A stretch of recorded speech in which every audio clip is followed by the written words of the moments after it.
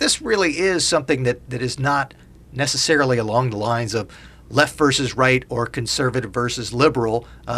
Tell us about this divide between those who want to see an activist or engaged court and those who think the court should be very restrained. It's a debate that it's really been around since the founding of the country, but it's a debate that in my book I trace particularly from the end of the Civil War through the present day. And what we see is that sometimes it's left versus right, and left is on the side of judicial deference, and that was the case during the Progressive era and during the New Deal, when liberal judges and justices, they really wanted the courts to defer to the economic policy judgments of lawmakers. But then in the mid-20th century, liberals became much more interested in the courts striking down the decisions of policymakers in the realms of civil rights and civil liberties. And so we saw liberals very much behind an aggressive Supreme Court in a case like Brown versus Board of Education.